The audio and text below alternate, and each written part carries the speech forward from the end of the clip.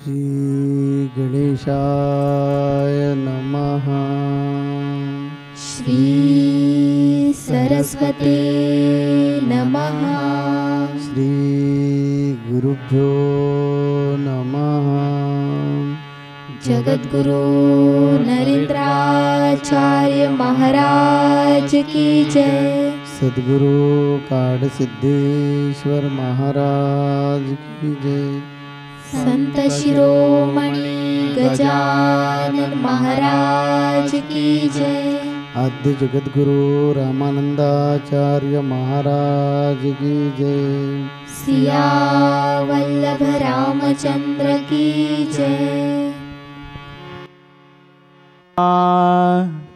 गुरुर्विष्णु गुरुर्देवो महेश्वरा गुरुर्साक्षात् परब्रह्म तस्मै श्री गुरवे नमः। सार्थ श्रीमद्दासबोध दशक 11वा समास दुसरा चत्वार देव निरूपण। श्रीराम एक निश्चळ एक चंचळ चंचळी गुंतले सकळ निश्चळ ते निश्चळ जैसे तैसे पाहे निश्चळाचा विवेक ऐसा लक्षांमध्ये एक निश्चळा ऐसा निश्चयात्मक निश्चळची तो लोक कोण्या पंथे जाती आणि कोण्या देवास भजती ऐसी हे रोकडी प्रचिती सावध ऐका मृत्तिका धातू पाषाणाधिक ऐसिया प्रतिमा अनेक बहुतेक लोकांचा दंडक प्रतिमा देवी नाना देवांचे अवतार चरित्र ऐकती एक नर जप ध्यान निरंतर करती पूजा एक सकळांचा अंतरात्मा विश्वीवरते जो विश्वात्मा द्रष्टा साक्षी ज्ञानात्मा मानती एक एक ते निर्मळ निश्चळ कदापि नवते चंचळ अनन्य भावे केवळ वस्तूचते ऐसे हे चत्वार देव सृष्टीमधील स्वभाव या वेगळा अंतर्भाव कोठेची नाही पुंडलिक वरदे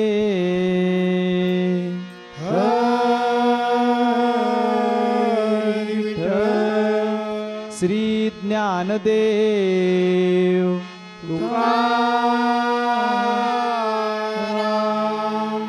पंढरीनाथ महाराज की जय।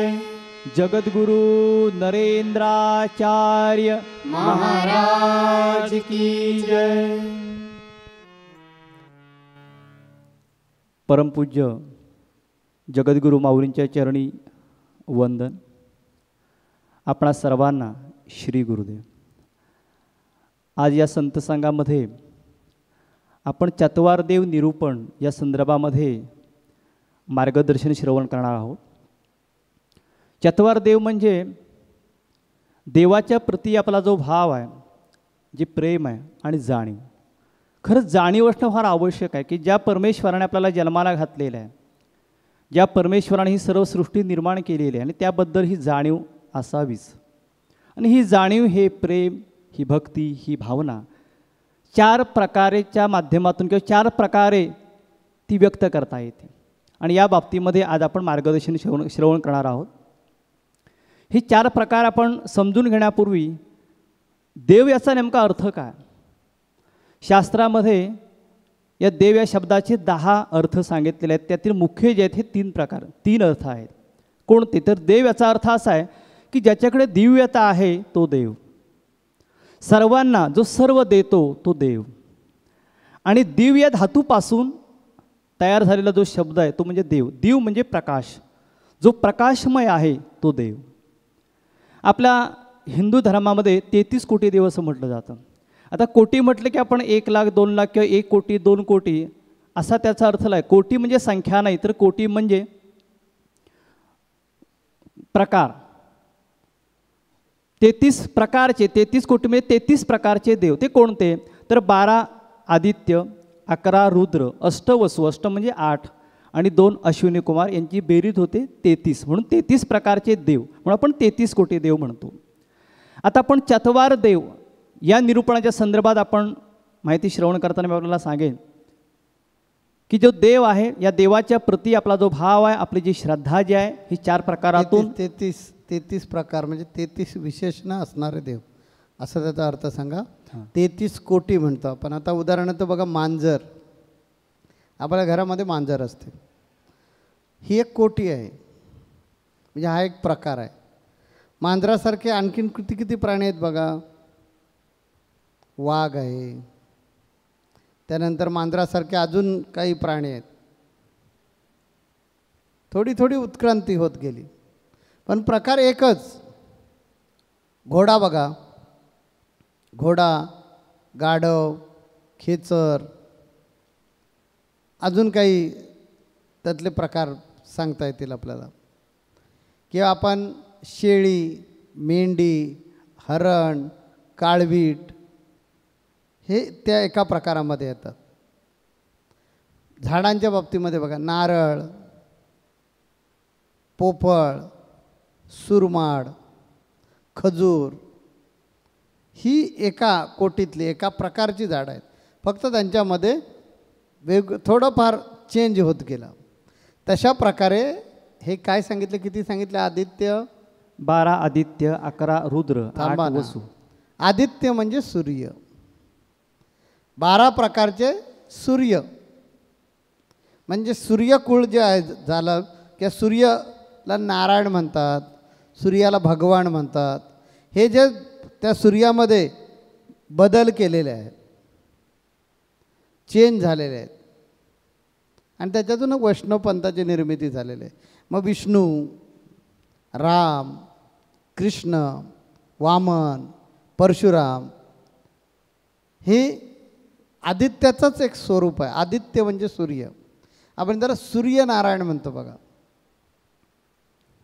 त्यानंतर रुद्र म्हणजे शिव. पुढे काय सांगितलं? अष्टवसु, अष्टवसु आणि 2 अश्विनी कुमार, असे 33 प्रकार सांगितलेले आहेत. या 33 प्रकारच्या देवता आहेत. हे अश्विनी कुमार म्हणजे औषधं द्यायचे, औषधी देणारे, औषधोपचार करणारे, ज्याला डॉक्टर म्हणूया, देवांचे डॉक्टर. त्याच्यात वेगळ्या प्रकारचे डॉक्टर आहेत, वेगळ्या प्रकारचे हे देवांमध्ये वैद्यक शास्त्रामध्ये प्रगती केलेले देव आहेत. असे हे 33 कोटी. कोटी म्हणजे प्रकार किंवा त्यांना वेगवेगळ्या प्रकारची विशेषणं असलेले हे देव, असा तो 33 कोटीचा अर्थ घ्यायचा. आता माणसामध्ये सुद्धा बघा ना, स्त्री आणि पुरुष हे ठीक आहे, परंतु माणसामध्ये पण 5 प्रकारच्या जाती आहेत. आपण जे आहोत ते इंडियन लोक आहोत, पिग्मी लोक आहेत, गोरे लोक आहेत. गोरे लोकांमध्ये सुद्धा वेगळ्या देशामध्ये गोरे वेगवेगळे दिसतात, पण गोरा म्हणून आपण त्याला एकच म्हणतो. तसं इंडियन, पाकिस्तानमधले लोक, आपल्या देशातले लोक, नेपाळमधले लोक, थोडा थोडा फरक आहे. आपल्या देशातच जिथे जम्मूला गेलात तरीसुद्धा काही जणांचं नाक थोडंसं असं चपटं असतं, थोडेसे बुटके असतात. म्हणजे याच व्हरायटीमध्ये चेंज होत जातात. तसे या 33 कोटी जे देव निर्माण झाले ते अशा प्रकारे निर्माण झाले. वेगवेगळ्या मूळ एक, पण एका मुळामध्ये थोडा फरक होत गेला. वेगळ्या वेगळ्या प्रकारे जशी जशी क्रांती होत गेली तशा प्रकारे चेंज होत गेला. चला पुढे. तर या आपण जे नेहमी म्हणायचो की 33 कोटी देव 33 कोटी देव, तर या विषयाच्या अनुषंगाने आपल्याला जगद्गुरू माऊलीने अत्यंत सविस्तर पद्धतीने हे मार्गदर्शन केलेलं आहे.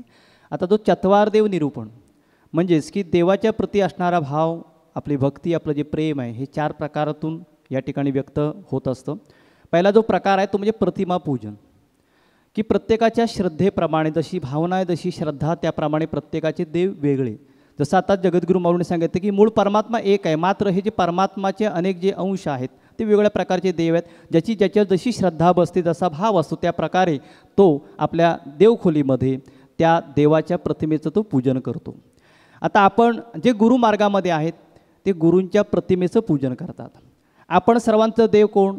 जगद्गुरू माऊली. हे सांगितलं कोणी? तर शास्त्राने. गुरुर ब्रह्मा गुरुर विष्णू गुरुर्देवो महेश्वरा गुरु साक्षात परब्रह्म तस्मै श्री गुरुवे नमः. की गुरु हा प्रत्यक्ष परब्रह्म आहे, तो चालता बोलता परमेश्वराने. म्हणूनच आपण आपल्या देवखोलीमध्ये गुरु माऊलींच्या प्रतिमेचं आपण पूजन करतो. ही जी पूजा जी आहे, जी देवताची पूजा होते, गुरुदेवांची जी पूजा होते, ही पूजा ही त्या मुख्य परमात्म्यापर्यंतच रुजू होत असते, हे लक्षात ठेवा. आपण चरणाची पूजा, गुरुदेवांच्या चरणाची पूजा केली तर ती भगवंताची पूजा होते. कारण गुरुंना अनन्यसाधारण महत्त्व दिलं. म्हणून मी या ठिकाणी की आपण जे पूजा करतो ती देवापर्यंत कशी पोचते या अनुषंगाने मी या ठिकाणी भजन आता म्हणून दाखवतो. म्हणजे गुरूंची पूजा केली तर देवापर्यंत कशी पोचते आपल्याला समजेल. देवाचरणी ठाव तैसा गुरु चरणी भाव, देवाचरणी ठाव तैसा गुरु चरणी भाव, देवा चरणी ठाव तैसा गुरु चरणी भाव. गुरुदेव दोन्ही समान, गुरुदेव दोन्ही समान, ऐसे वेदांचे वचन, ऐसे वेदांचे वचन. देवाचरणी ठाव तैसा गुरु चरणी भाव, देवाचरणी ठाव तैसा गुरु चरणी भाव, देवाचरणी ठाव तैसा गुरु चरणी भाव. देवासी पूजिता गुरुसी आनंद, देवासी पूजिता गुरुसी आनंद, गुरुसी पूजिता देवा परमानंद, गुरुसी पूजिता देवा परमानंद. देवाचरणी ठाव तैसा गुरु चरणी भाव, देवाचरणी ठाव तैसा गुरु चरणी भाव, देवाचरणी ठाव तैसा गुरु चरणी भाव. तर भाविक हो की आपण जी गुरु माऊलींच्या प्रतिमेचं आपण जी पूजन करतो तर ही पूजा परमेश्वराचीच पूजा केल्यासारखी होते. आता आपण जे 4 प्रकार आपण जे पाहणार आहात तर ह्या 4 प्रकारामध्ये महत्त्वाचं, आता जसं आपण ऐकलं की देवाचरणी ठाव तैसा गुरुचरणी भाव, गुरुदेव दोन्ही समान, ऐसे वेदांचे वचन. देवासी पूजिता गुरुसी आनंद. नेहमी बघा गुरु देवाचं गुणगौरव करतात, देवाचं कौतुक करतात, त्यांना ते आवडतं. तर देवाला काय आवडतं बघा की जर का आपण देवाची पूजा केली तर गुरूंना आनंद होतो, आणि गुरूंची जर पूजा केली तर देवाला नुसता आनंद नाही, तो परमानंद होतो. म्हणजे त्या गुरुपूजनाला किती अनन्यसाधारण महत्त्व आहे. एक प्रसंग गुरुपूजन म्हटलं की आपल्या सर्वांच्या जे नजरेसमोर नक्की आला असेल ती म्हणजे गुरुपौर्णिमेची वारी. व्यक्त बघा की गुरूंच्या प्रती व्यक्त भाव जो आहे तो व्यक्त करण्याची संधी वर्षातला एक दिवस म्हणजे गुरुपौर्णिमा. तिथं जर खऱ्या अर्थाने गुरु माऊलींवर असणारं जे प्रेम आहे त्या प्रेमाचं, त्या भक्तीचं, ते श्रद्धेचं खऱ्या अर्थाने दर्शन घडतं. कारण धोधो पाऊस सुरू असतो परंतु कोणीही विचलित होत नाही. ही श्रद्धा, हा भाव, हे प्रेम. आणि अशा प्रकारची आपण जेव्हा पूजा करतो त्यावेळेला ती पूजा ही त्या प्रत्यक्ष परमेश्वरापर्यंत जाते. पण ह्या 4ही प्रकारामध्ये जो महत्त्वाचा आहे तो म्हणजे भाव, महत्त्वाचे ती म्हणजे श्रद्धा. या विषयाच्या अनुषंगाने मला इथे दृष्टांत आठवतो. एक रामभक्त 16 वर्षापासून तो भगवान प्रभू रामचंद्रांची पूजा तो करायचा. परंतु सकाम आणि निष्काम हे 2 भक्तांचे प्रकार आहेत. नेहमी आपल्याला जगद्गुरू माऊलीसुद्धा अगदी प्रवचनाच्या माध्यमातून सांगत असतात की तुम्ही मला भक्ती द्या, मी तुम्हाला स्थैर्य देईन. आणि अशा प्रकारे स्थैर्य करोडो भाविकांना आपल्या जगद्गुरू माऊलींनी दिलेलं आहे. मात्र त्यासाठी आपला गुरूंच्या वचनावरती, गुरूंवरती, गुरूंच्या भक्तीवरती, गुरूंच्या मार्गावरती पूर्ण विश्वास हवा. आणि ज्यांचा विश्वास आहे ते भक्ती करतात, माऊलींनी सांगितल्याप्रमाणे पथ्य पाळतात, नित्य सत्संग करतात, नित्य वारी करतात, अशांना कधीही समस्यासाठी गुरु माऊलींकडे यावं लागत नाही. अशी समस्या येते आणि ती कशी सुटते हे त्याचं त्यालाच कळत नाही. याचा अनुभव, याचे साक्षीदार आपण सर्वजण आहात. पण यासाठी महत्त्वाचं आहे ते म्हणजे श्रद्धा आणि आपली भक्ती जी पाहिजे ती निष्काम भक्ती पाहिजे.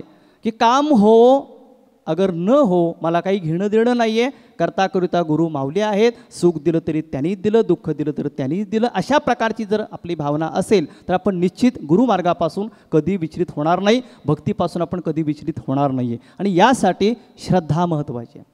तर सकाम पद्धतीने ही भक्ती सुरू होती त्या रामभक्ताची. 16 वर्षे पूजा केली, परंतु मनासारखं फळ का ज्या काय अपेक्षांची पूर्ती न झाल्यामुळं कुणीतरी सांगितलं, अरे 16 वर्षे बाबा तू ही पूजा करतोस पण काय फायदा, तू कुठे समाधानी दिसतोयस, तुझं अमकं तमकं काम कुठे झालेलं आहे. कधी कधी आपल्याला सुद्धा आपण भक्तिमार्गामध्ये आपण असो तर कोण ना कोणतरी सांगतो तुम्ही एवढं स्वामींचं करता ना हो, मग हे तुमचं काम कुठे झालं आहे वगैरे. तर आपण विचलित होता कामा नाही. जर का गुरूंवर आपला पूर्ण विश्वास असेल तर आज नाही झालं उद्या होईल, उद्या नाही झालं तर पुढच्या महिन्यात होईल, पुढच्या महिन्यात नाही झालं तर पुढच्या वर्षी होईल. आणि करायचं असेल तर करतील, मला घेणं देणं नाही. कारण कधी कधी आपल्याला अशा प्रकारचे लोक भेटतात. मग कुणीतरी त्याला डिवचलं, 16 वर्षापासून तू भक्ती करतोस, 16 वर्षापासून तू त्या भगवान प्रभू रामचंद्रांची पूजा करतोस, तुझं अमुक काम कुठं झालं, तमुक काम कुठे झालेलं आहे. आणि मग त्याची श्रद्धा विचलित होते. आणि एका ठिकाणी असा भगवान श्रीकृष्णांचा उत्सव सुरू होता, त्या निमित्ताने तिथे जाणं झालं आणि त्याच्या मनामध्ये एक क्षणभर विचार आला की नाही आता काय करायचं, भगवान प्रभू रामचंद्रांची जी मूर्तीची आपण पूजा करतो ती बंद करायची. आणि इथं गर्दी वगैरे जर चांगल्या प्रकारे मस्तपैकी उत्सव सुरू आहे आणि त्यामुळे आता काय करायचं, आपण भगवान श्रीकृष्णांची मूर्ती घेऊन जायचं घरी आणि त्याची पूजा करायची. म्हणून त्याने भगवान श्रीकृष्णांची मूर्ती घेतली, घरी आला. देवखुरीमध्ये एका ठिकाणी भगवान प्रभू रामचंद्रांची मूर्ती स्थानापन्न केलेलीच होती. काही अंतरावरती भगवान श्रीकृष्णांची जी मूर्ती आहे तिची त्यांनी स्थानापन्न केली मूर्ती. 1 2 3 4 5 6 7 दिवस साधारणपणे एक आठवड्यावर अगदी पूजा सुरू होती.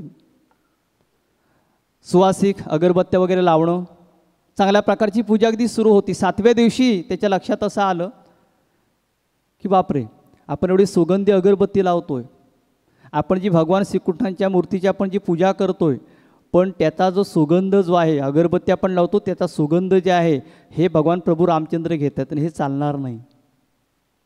का 16 वर्षे भारी भारीतल्या अगरबत्त्या वापरल्या, 16 वर्ष एवढी जबरदस्त पूजा केली, तरीसुद्धा माझं काम झालं नाही, तरीसुद्धा काही मनासारखं होत नाही, तर पूजा करून फायदा काय. म्हणून त्याने लावलेली अगरबत्ती विझवली आणि काय केलं की भगवान प्रभू रामचंद्रांची जी मूर्ती होती त्या मूर्तीमध्ये त्याने कापसाचे बोळे आतमध्ये टाकले नाकामध्ये. का तर भगवान प्रभू रामचंद्राने वास घेऊ नये. त्यानंतर पुन्हा अगरबत्ती प्रज्वलित केली आणि भगवान श्रीकृष्णांच्या मूर्तीसमोर ती लावली. काही वेळ गेला आणि भगवान प्रभू रामचंद्र बोलायला लागले की काय तुझी भक्ती आहे भक्ता, खरंच काय तुझ्या त्या अगरबत्तीचा सुगंध आहे, तुझी खरंच भक्ती वेगळी. आणि त्यावेळेला हा जो भक्त आहे तो लगेच थोडा रागाने बोलायला लागला त्या देवाकडे, भगवान प्रभू रामचंद्राकडे, काही कमाला देवा तुमची, 16 वर्षे ह्याच्यापेक्षा भारी भरीतल्या अगरबत्त्या वापरल्या, फार फार किमती हार मी अर्पण केले, तेव्हा कधी बोललात नाही, आणि आज मी भगवान श्रीकृष्णांच्या मूर्तीची पूजा केली, हे काय तुम्हाला पाहवलं नाही का, म्हणून तुम्ही बोललात का. तर त्यावेळेला भगवान प्रभू रामचंद्र काय म्हणतात हे फार महत्त्वाचं आहे. त्यांनी सांगितलं की बाबा रे, ज्यावेळेला तू पूजा करायचास तेव्हा तुझ्या मनामध्ये भाव असा होता की दगडाची मूर्ती तिची मी पूजा करतोय, दगडाची मूर्ती तिला मी अगरबत्ती दाखवतोय, दगडाची मूर्ती तिला मी फुलं अर्पण करतोय, अशा प्रकारे तुझा भाव होता. आणि या भावनेने तू पूजा करत असल्यामुळं ती फलद्रूप होत नव्हती. ज्या वेळेला तू लावलेली अगरबत्ती विझवलीस, कारण तुझी खात्री झाली की भगवान श्रीकृष्णांना मी जी काय अगरबत्ती लावलेली आहे त्या मूर्तीच्या समोर त्याचा सुगंध भगवान प्रभू रामचंद्र घेत आहेत, ही ज्या वेळेला तुझी खात्री झाली, नुसती खात्री झाली नाही आहे तर त्याप्रमाणे तुझी कृती घडली, आणि त्याच वेळेला आम्ही जागृत होऊन मी तुझ्याकडे बोललो. बायको, त्याच्यातून आपल्याला हा बोध घ्यायचा आहे की भाव तोची देव, भावने वाचून देव नाही कोठे. अशा प्रकारे जर का आपण या दृष्टांतातून. आणि दुसराही प्रकार असा असतो, काही गोष्टी ज्या असतात त्या आपल्याला कळत नसतात. गुरु ते ओळखत असतात, देव जाणत असतो की ह्याच्या प्रार्थनामध्ये काय लिहिलेलं आहे, हा कशासाठी जन्माला आला आहे, याने मागच्या जन्मामध्ये काय काय चुका केलेल्या आहेत. काही भोग भोगून फेडायचे असतात, काही भोग नुसतं नामस्मरण करून कमी होणारे असतात, तर काही भोगांसाठी नामस्मरण आणि औषध उपचार ह्या दोन्ही गोष्टी करायच्या असतात. काही भोग नामस्मरण पण करा आणि औषध उपचार पण करा, बरे होणार नाही म्हणजे नाहीत, कारण ते भोगून फेडायचे असतात. आणि हे गुरुला किंवा ते देवाला कळत असतं, कारण तो अंतर्ज्ञानी आहे, त्याला समजत असतं. परंतु ते जर सांगितलं की तुझा हा भोग संपणार नाही आहे, तुला भोगूनच फेडायचा आहे, तर त्याची विल पॉवर कमी होते आणि तो आणखीन विचलित होईल किंवा आणखीन कमकुवत होईल. यासाठी ते सांगितलं जात नाही. आणि मग अज्ञानी भक्तगण अशा प्रकारे राग काढतात की प्रभू रामचंद्रांच्या नाकामध्ये कापूस घालायचा आणि कृष्णाला वास द्यायचा. तेव्हा आपण हे समजून घेतलं पाहिजे की माझे गुरु किंवा माझा हा देव एवढं जर लोकांना तारू शकतो, एवढं लोकांना तारतो, तर मला का नाही तारणार. मलाही तारू शकतो, माझ्यावर आलेले अनेक संकटं त्यानं आतापर्यंत सोडवली, मग हा माझा प्रसंग का सुटत नाही, यासाठी त्यांनी चिंतन केलं पाहिजे. यासाठी त्यांना स्वतः येऊन प्रत्यक्ष भेटलं पाहिजे. आणि हे गुरु माऊली की देवा मला सांगा, भले माझा जर हा भोग संपणार नसेल, मला भोगून फेडायचं असेल, तरीही माझी तयारी आहे, असं ज्यावेळी तो विचारेल भक्तगण, तर त्यालाही स्पष्ट सांगितलं तर हो, हा तुझा भोग तुला भोगून फेडायचा आहे, मनाची तयारी कर, मी तुझ्याबरोबर आहे, घाबरू नकोस, परंतु हा भोगूनच तुला पुढं जावं लागेल. तेव्हा मला अनुभव आला नाही की मी संत संघात येणार नाही किंवा मला इतके दिवस भक्ती करून का उपयोग आहे. अशा प्रकारे आपलं जे मन विचलित होतं लोकांमुळे, ते विचलित होता कामा नये. आपला जर दृढ विश्वास असेल, गुरूंच्या शक्तीबद्दलची कल्पना असेल, गुरूंवर जर नितांत प्रेम असेल, तर आपण याच्यापासून कधी विचलित होणार नाही.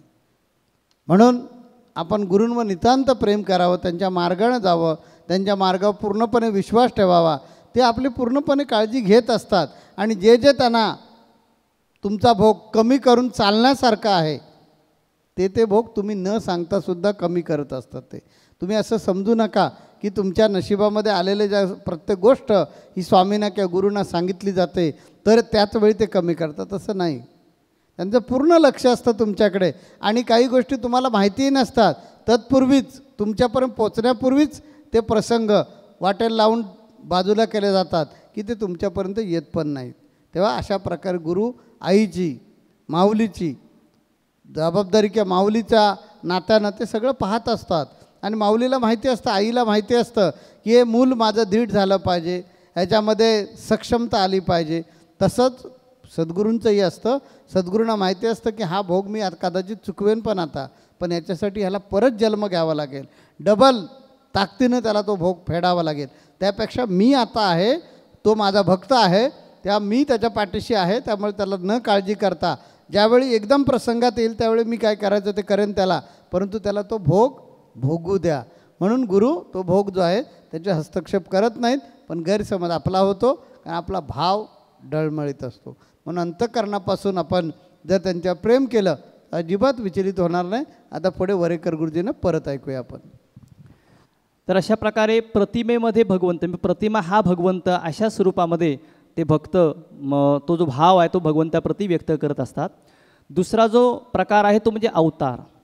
म्हणजे जे अवतार आहेत त्यांना ते भगवंत मानतात. भगवान श्रीकृष्ण जे गीतेमध्ये वचन दिलेलं आहे की यदा यदा ही धर्मस्य ग्लानिर्भवती भारत अभ्युत्थानम अधर्मस्य तदात्मानं सृजाम्यहम परित्राणाय साधूनां विनाशाचे दुष्कृताम धर्मसंस्थापनार्थाय संभवामी युगे युगे. याचा अर्थ असा की ज्या वेळेला अशी काही स्थिती निर्माण होते की प्रचंड प्रमाणामध्ये दुःख असतं, अधर्म माजतो, तर त्यावेळेला त्या सुसज्जनांच्या रक्षणासाठी मगाशी जगद्गुरू माऊलींनी सांगितल्याप्रमाणे की जे वाईट लोक असतात त्यांना सन्मार्ग लावण्यासाठी हा जो भगवंत जो आहे तो वेगवेगळ्या रूपाने या पृथ्वी तलावरती आपले अवतार धारण करत असतो. उदाहरणार्थ भगवान श्रीकृष्ण, त्याचप्रमाणे भगवान प्रभू रामचंद्र, भगवान श्री विष्णू यांची नावं. त्याचप्रमाणे आपल्या सर्वांची जरूर श्रद्धा आहे की या कलियुगामध्ये आपले जगद्गुरू माऊली ही अवतारी सत्पुरुष आहेत. आपल्या सर्वांना भक्तीच्या माध्यमातून सुख मिळालेलं आहेस आणि त्याचप्रमाणे आपल्या जगद्गुरू माऊलींचं जे सामाजिक कार्य आहे, जे धार्मिक कार्य आहे, तीच ओळख करून देते की जगद्गुरू माऊली या कलियुगातील अवतारी सत्पुरुष आहेत आणि म्हणून आपण त्यांना भगवंत स्वरूपामध्ये आपण पाहतो. त्यानंतरचा पुढचा जो प्रकार आहे तो म्हणजे द्रष्टा किंवा साक्षी. म्हणजे काय की तो माझ्या जवळ आहे. भगवंत म्हणजे देव जो आहे तो माझ्या जवळ आहे. मी जे जे काही करत आहे त्याच्यावरती त्याचा अंकुश आहे. याला म्हणतात साक्षी. साक्षीने आपण नाही काय म्हणतो की नाही हे जे माझं काम होत नव्हतं परंतु जगद्गुरू माऊलींच्या कृपेने हे माझं काम झालं. याचा अर्थ माझ्यावरती माझ्या जगद्गुरू माऊलींचं लक्ष आहे. जगद्गुरू माऊलींची बऱ्याच वेळा कारण आपण एवढे गुरुमय झालेले आहोत की अगदी एखादी गाडी आपल्याला प्रवासात जायचं, आपल्याला उशीर झालेला, गाडी मिळाली, लगेच आपण म्हणतो बरं झालं, बघितलं ना गाडी मला का मिळाली, गुरु माऊलींची कृपा. म्हणजे काय साक्षी.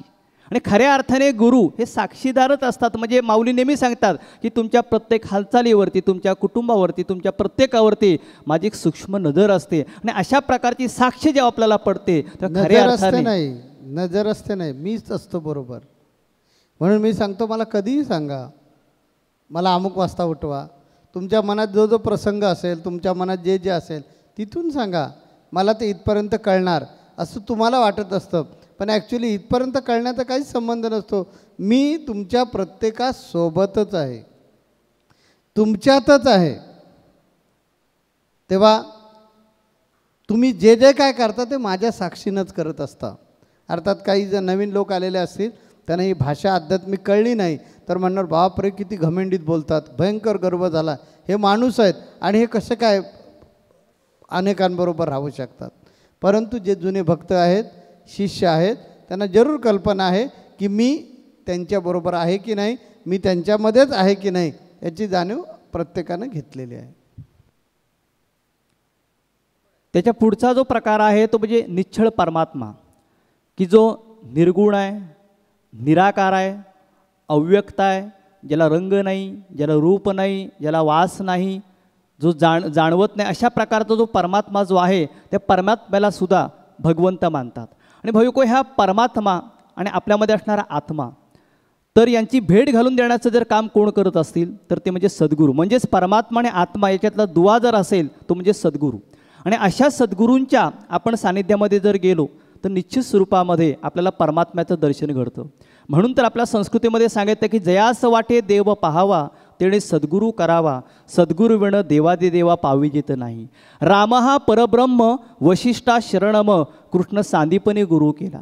की खऱ्या अर्थाने सद्गुरू जे आहेत हे सद्गुरू देवाचं जे दर्शन आहे हे दर्शन घडवतात. आपल्यामध्ये देवाबद्दलचे जे काही भ्रम आहेत, कधी कधी म्हणतो देव कुठे आहे दाखवा. अशा प्रकारे कोणी म्हटलं तर त्याच्यातलं नेमकं देव ही संकल्पना किंवा देव समजून सांगण्याचं एक जे सामर्थ्य आहे ते सद्गुरूंकडे असतं. अगदी संक्षिप्त स्वरूपामध्ये सांगतो, एका बादशाहाने पंडिताला प्रश्न विचारला होता की बाबा रे देव कोठे राहतो, हा पहिला प्रश्न. दुसरा त्याने प्रश्न विचारला होता की त्याचं तोंड कोणत्या दिशेला असतं. आणि तिसरा प्रश्न विचारला की तो काय करतो. हे प्रश्न ऐकल्यानंतर पंडिताला उत्तर सापडेना. बादशाहाने सांगितलं, हे बघ तुला अमुक अमुक दिवसाची 8 दिवसाची मुदत आहे, जर तू या प्रश्नाची उत्तर नाही दिलीस तर तुला शिक्षा. तो बेचैन झाला की बापरे ह्या प्रश्नाचं उत्तर आता कसं द्यायचं त्या बादशाहाला, नाही तर आपल्याला शिक्षा होईल. आणि म्हणून तो व्याकुळ झाला. आणि असं फिरत असता असता त्याला एक आश्रम मिळाला. त्या आश्रमामध्ये संतांची भेट झाली. त्याने त्या संतांना विचारलं, जीवनमुक्त ते संत होते, महात्मा होते. त्या महात्म्याने त्याने प्रश्न विचारला की मी फार व्याकुळ आहे. बोले काय झालं. तर बादशाहाने मला 3 प्रश्न विचारलेले आहेत आणि त्याची 8 दिवसामध्ये मला उत्तर द्यायचे आहे. जर उत्तर दिलं गेलं नाही तर मला शिक्षा होईल, म्हणून मी व्याकुळ आहे, आपण कृपा करा आणि मला या प्रश्नांची उत्तरं द्या. तेव्हा त्या महात्म्याने सांगितलं की तुम्ही काही काळजी करू नका, कधी जायचं आहे राजदरबारामध्ये, बादशाहाकडे कधी जायचं आहे त्या दिवशी फक्त मला तुम्ही सांगा. आणि म्हणून त्या दरबारामध्ये ते महात्मे म्हणजे संत आणि ही व्यक्ती, हा जो पंडित आहे, हे गेलेले आहेत. आणि त्याने पहिला प्रश्न विचारला की देव कोठे राहतो. त्या संतांनी सांगितलं की दुधापासून ताक, ताकापासून लोणी आणि दुधापासून दही, दह्यापासून ताक, ताकापासून लोणी आणि लोण्यापासून तूप. तर नेमकं दूध कुठे असतं. उत्तर सर्वत्र. दुधापासून काय तयार होतं, दही तयार होतं. दह्यापासून काय तयार होतं, लोणी तयार होतं. ताक घुसळलं की लोणी तयार होतं. या लोण्यामध्ये पण दूध आहे, ताकामध्ये पण दूध आहे, दह्यामध्ये पण दूध आहे आणि दुधामध्ये पण दूध आहे. हे जसं दूध सर्वत्र राहतं तसंच प्रकारे देव सर्वत्र आहे. पुढे त्याचं तोंड कोणत्या दिशेला आहे? मग त्या संतांनी काय केलं की राजाच्या समोर एक ज्योत प्रज्वलित केली आणि विचारलं की राजे सांगा की हा जो प्रकाश, जी प्रज्वलित जी ज्योत आहे, या ज्योतीचं तोंड कुठे आहे? प्रकाश तर सर्वकडंच. म्हणजेच काय की देव जो आहे हा दश दिशामध्ये आहे. तिसरा प्रश्न होता की तो काय करतो? तर त्या संतांनी सांगितलं की तो संपूर्ण चराचर चालवतो, तो राजाला रंकही करू शकतो आणि रंकाला रावही करू शकतो, असं सामर्थ्य त्याच्याकडे आहे. आणि ही तिन्ही उत्तरं त्या बादशाला पटली. अशा प्रकारे जो देव आहे, या देवाबद्दलचं दर्शन, देवाबद्दलचा महिमा हे सद्गुरू वर्णन करतात. आणि म्हणूनच आपण या संत संघामध्ये येऊन या देवाबद्दलचा महिमा समजून घेऊन त्या देवाबद्दलचा भक्तिभाव आपण दृढ करावा, असं आजच्या या संत जगद्गुरु नरेंद्राचार्य महाराज की जय. सद्गुरु काळसिद्धेश्वर महाराज की जय. संत शिरोमणी गजानन महाराज की जय. आद्य जगद्गुरु रामानंदाचार्य महाराज की जय. सिया वल्लभ रामचंद्र की जय.